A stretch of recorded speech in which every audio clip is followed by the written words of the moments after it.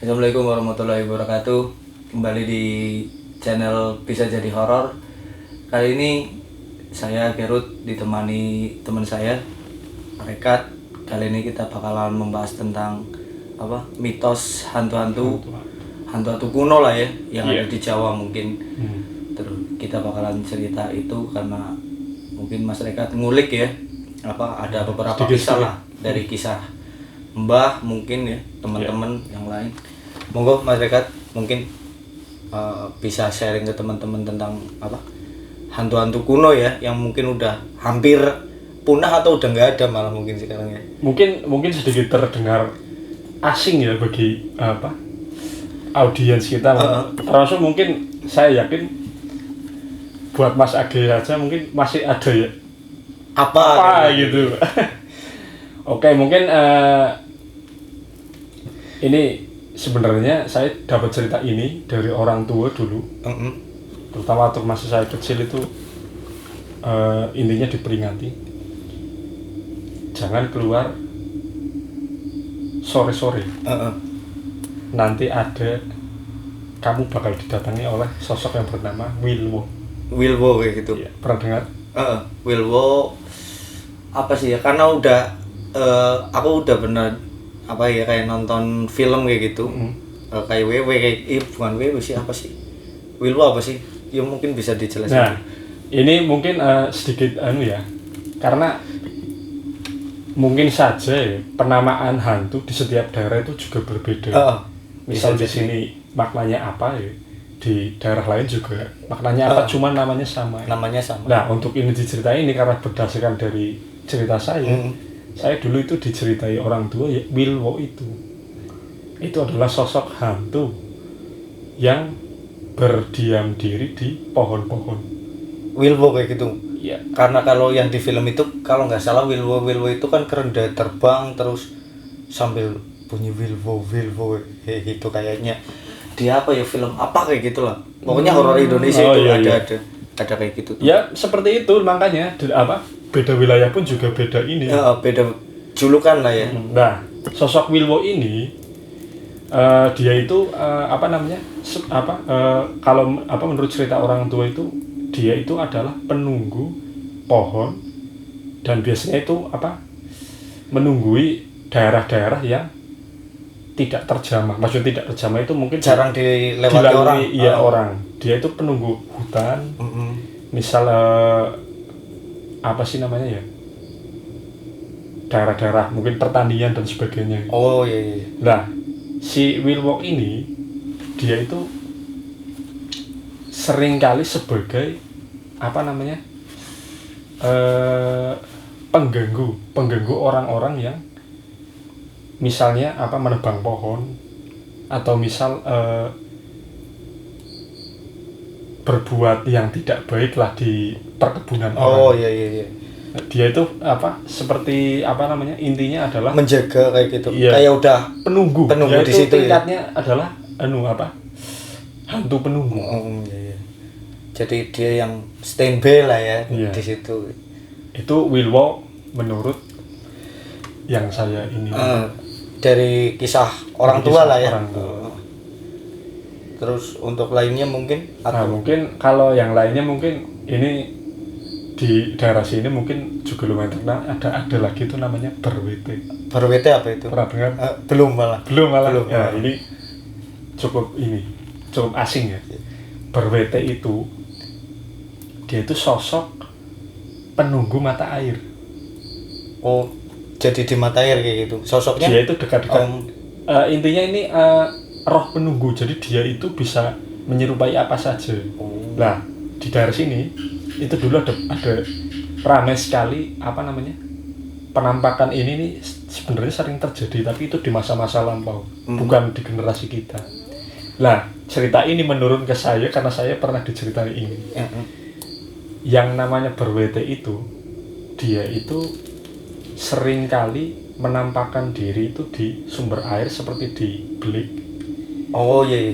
Dan juga di sumber mata air yang sini kan deket itu beberapa. Lah itu beberapa kali yang menyaksikan laporan-laporan dari yang melihat itu, ada yang berupa sebuah mata yang besar sekali, hanya mata, hanya cuma mata. besar sekali. Ada yang bersosok seperti menyerupai ular, ular yang memiliki itu apa? Jalu apa sih? Yang Sungu lah. Bukan, yang di ayam jago itu loh. Jengger. Iya. Bisa menyerupai ular berjengger dan macam-macam lah. Tapi intinya rupa-rupanya itu dia itu seringkali menyerupai hal-hal yang ganjil. Oh iya. Jadi bentuknya itu terserah dia aja lah ya maksudnya. Iya. Dan ini juga klasifikasinya juga masuk roh penunggu. Kayak tadi yang pertama itu Wilbo itu. Iya. Ya, nah ini kayak misal apa namanya, kita ini mata air ya, ini kan digunakan untuk umum. Iya, betul. Misal di Nyon Sewunya itu dikencingin atau apa, lah ini nih. Ini yang bertindak ibaratnya apa menjadi itu intinya. Kalau di orangnya mungkin kayak dia itu sebagai satpam kayak gitu ya, buat menegur lah karena nggak boleh buat kayak gitu ya. Gitu gambarannya mudahnya seperti itu juga, karena ini tingkatnya roh penunggu. Ini di daerah sini nih. Malah di daerah sini kayak gitu ya. Asli daerah sini mungkin di tempat lainnya ada, mungkin saya kurang tahu. Terus namanya mungkin juga beda ya kayak gitu. Ya? Mungkin namanya di sana apa kondang apa lah bebas sih. Terus apa lagi tuh Mas? Hantu-hantu apa yang mungkin zaman dulu yang mungkin asing lah. Ini pernah tahu kuyang? Iya. Itu kan Sumatera kalau nggak salah kan. Itu kan kuyang hantu dari sana ya. Iya. Jawa itu pernah punya. Ada kuyang juga. Iya, cuman mungkin karena ini ya. Apa namanya? Laporan penampakannya yang sangat minim sekali. Iya. Mungkin dulu banyak sekali. Kalau di Jawa itu namanya Hanja Sirah. Namanya itu. Ya. Hanja Sirah itu hampir sama seperti kuyang, cuman bedanya itu cuman kepala terbang dan dia itu menghisap darah. Oh, nggak ada apa jeroannya ya kayak gitu. Ibaratnya itu lebih ringkes lah. Lebih ringkes. Mungkin versi lightnya. Iya, versi light ya benar sekali. Mungkin versi lightnya dari kuyang itu. Iya. Atau mungkin sebelum evolusi jadi kuyang itu mungkin itu. Iya, light dulu ya. Iya. Itu apa? Namanya itu kalau game mau rilis apa namanya? Beta version. Iya. Mungkin kurang ngeri, ditambahin jantung, usus dan lain-lain. Oke nih kayak gitu. Jadi Hanja Sirah itu kepala terbang, juga bisa menyerupai hal-hal yang mengganggu masyarakat. Kalau dulu itu pernah ada kisahnya itu, suatu ketika tuh ternak di kampung itu banyak yang meninggal kekurangan darah. Ternaknya itu. Ternak. Oh, berarti memangsanya mangsa hewan-hewan ternak kayak gitu ya? Kalau di dalam cerita sih katanya ada korban manusianya ya. Oh, ada kayak gitu. Ada. Berarti hampir kayak vampir, cuman itu nggak full body kan? Cuman ini ada yang terkenal itu di suatu tempat itu ada kasusnya yang hewan lah, karena ini banyak sekali dan itu ibaratnya apa ya, lumayan terkenal lah peristiwa itu. Jadi hewan pada kehabisan darah, intinya matinya tidak wajar lah, apa sih, karena tiba-tiba mati tanpa penyakit gimana itu. Tahu-tahu lehernya udah ada bekas gigitan gitu loh.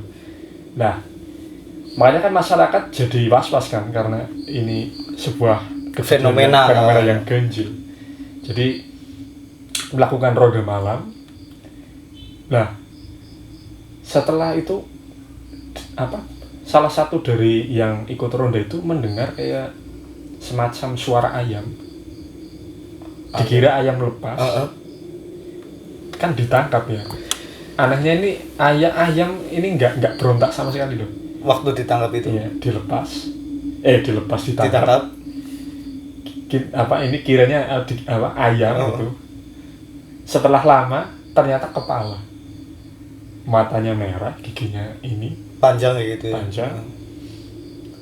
Dan ya itu terkenalnya peristiwa ada Hanja Sirah. Namanya apa? Hanja Sirah. Hanja Sirah ya.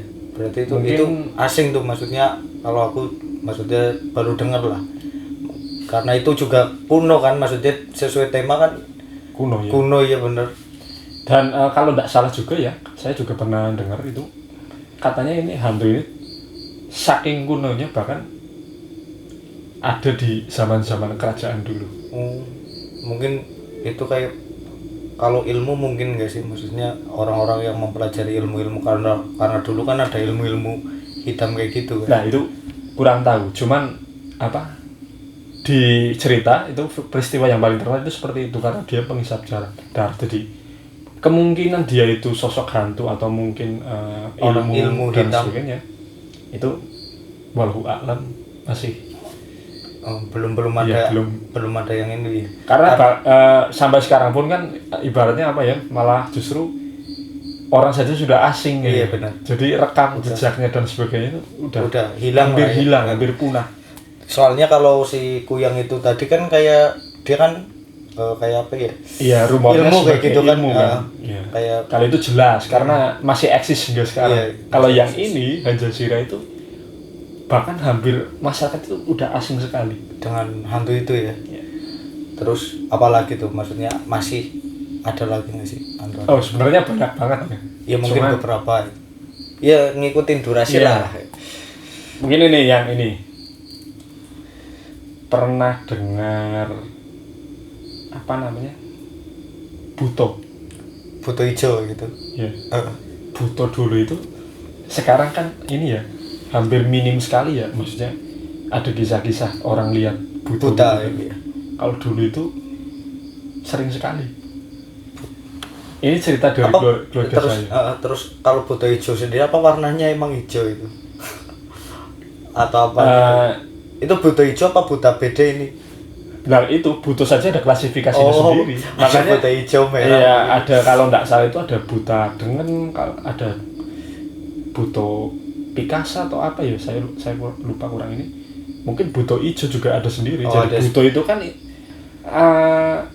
apa? Jadi apa namanya ya? Hantu yang menyerupai sosok manusia tapi agak sedikit ganjil. Misal kalau buto kita gambarannya pasti langsung raksasa ya. Iya benar. Tapi raksasa itu sebenarnya juga hantu sendiri itu. Ada yang bilang hantu atau ras, bahkan ras sendiri juga ada yang bilang begitu. Cuman kalau buto dari sini, ini kalau dulu zaman mbah saya saja ya, itu laporan yang namanya lihat buto dia misal di alas ya, di alas, di hutan, di misal di perkebunan orang, itu masih sering sekali buta kayak gitu. Cuman kita ke zaman generasi sekarang ini hampir jarang dengar malah ya. Lah itu berarti spesifikasinya seperti apa wujudnya, maksudnya? Wujud buto, misal buto hijau ya. Buto hijau itu terkenal warnanya hijau. Hijau temenan? Iya. Bulunya hijau kayak gitu. Kan Iya. berbulu katanya kalau buta kan.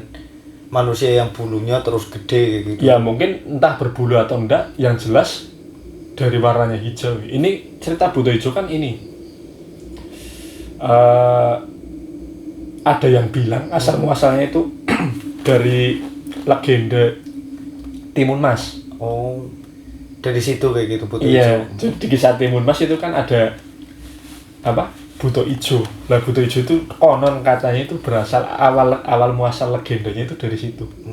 Nah kalau tadi yang saya sebutkan seperti buto dengan dan buto Picasa itu justru malah dari zaman Jawa kuno, masih zaman kerajaan itu udah ada gitu, ya. Buta dengan itu katanya kalau malam-malam ini mungkin kalau kita di sini kenal itu kan burung-burung goib dan sebagainya. Iya. Nah kalau dengan ini dia itu bunyi-bunyi aneh, itu katanya dulu berasal dari namanya buto dengan.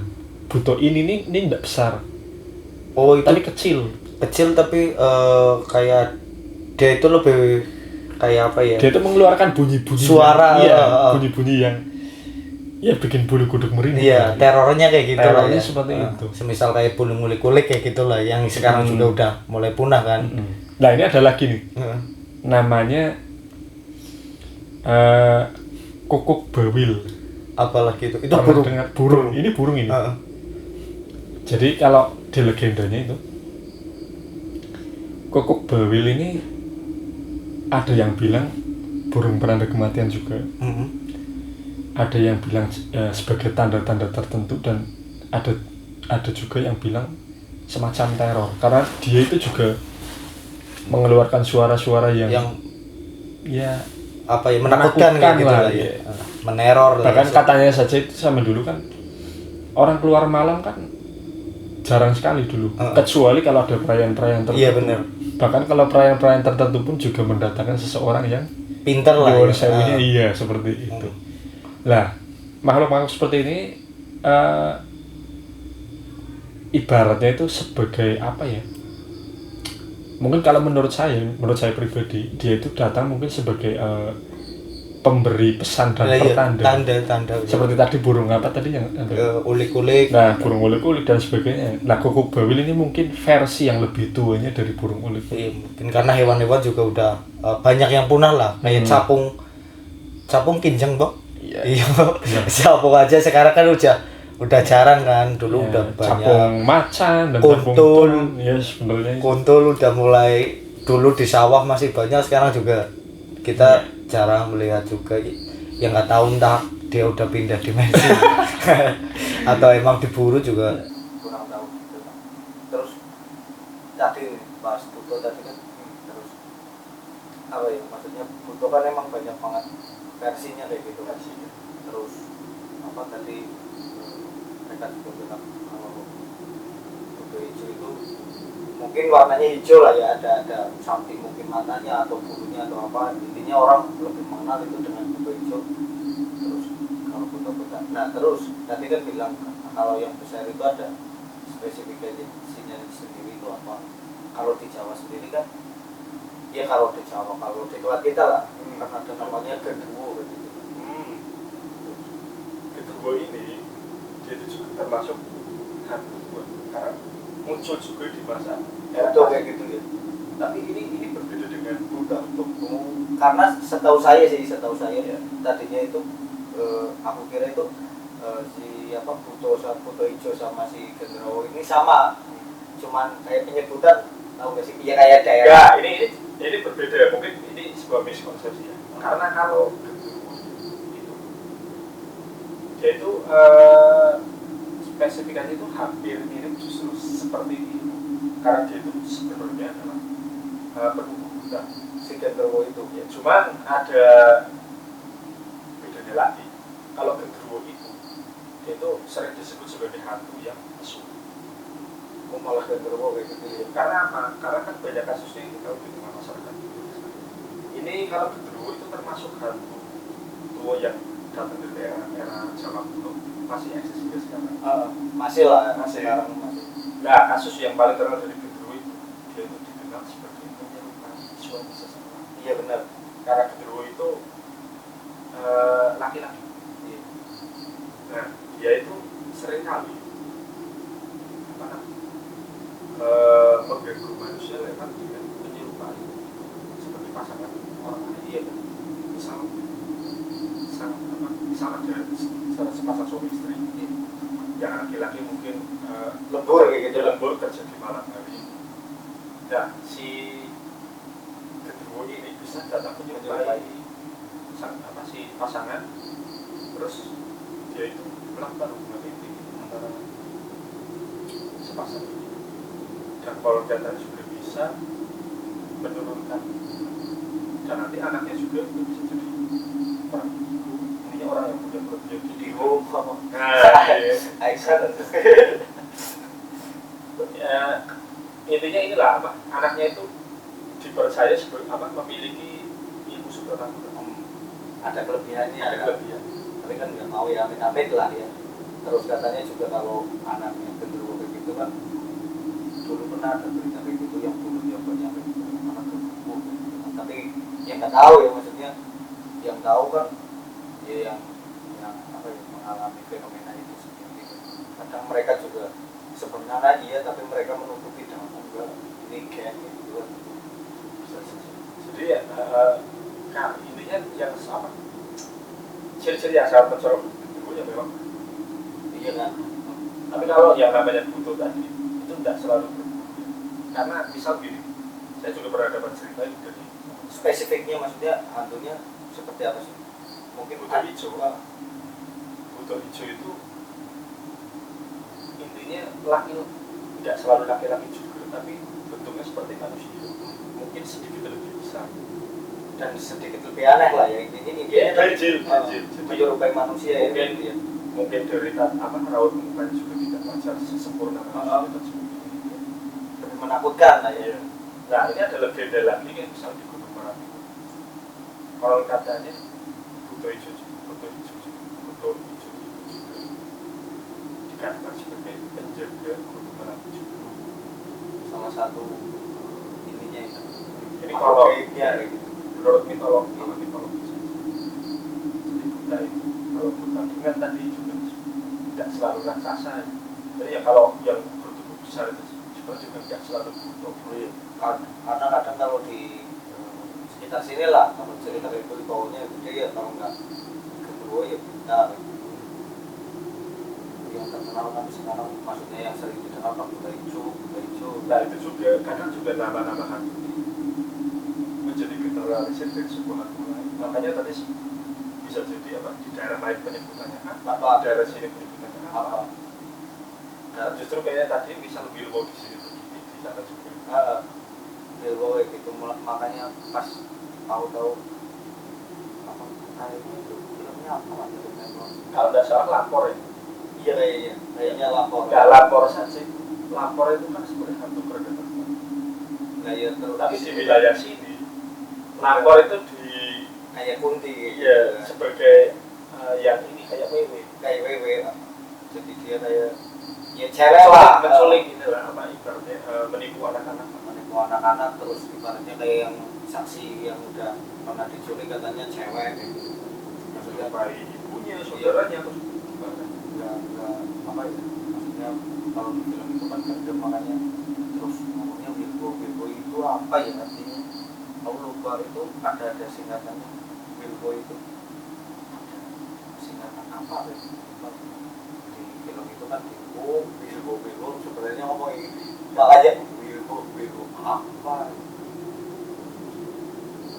apa lagi satu lagi lah mungkin ini ya jangkitan gimana pernah iya jangkitan udah pernah dengar tapi mungkin sama-sama sih itu udah lama banget. Jangkitan ini juga bisa hampir di anak muda juga karena kan orang generasi orang tua saya itu masih sering lihat jangkitan karena wilayah ini wilayah kita ini kan sawah ya. Iya.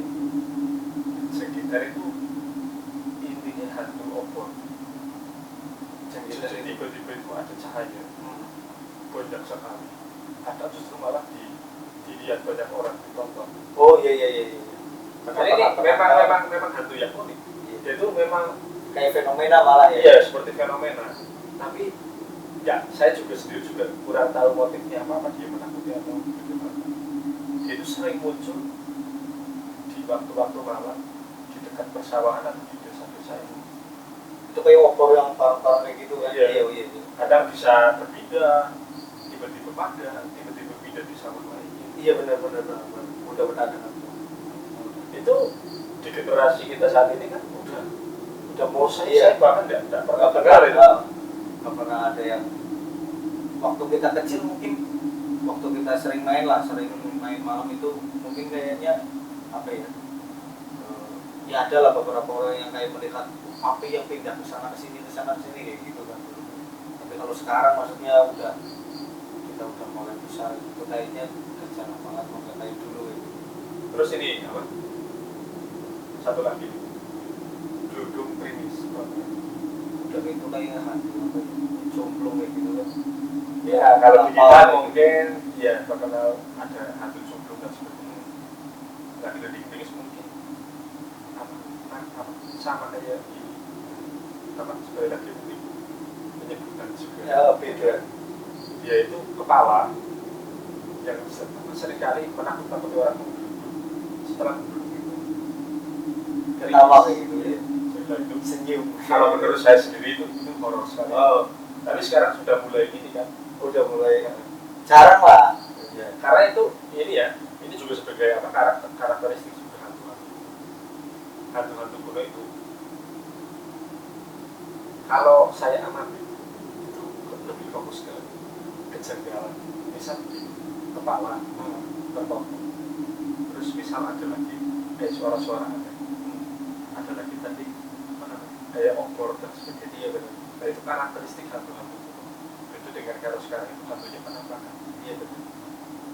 Ya, sama aja penampakan, cuma karakteristiknya itu seperti lebih ganjil lah, ganjilnya macam begini kayak seperti potongan, kayak mutilasi, sebagainya, karena mungkin sumber-sumber dari hantu-hantu itu Imajinasinya kayak gitu. imajiner dari ini apa orang-orang dulu, ketakutannya arahnya ke situ. Benar.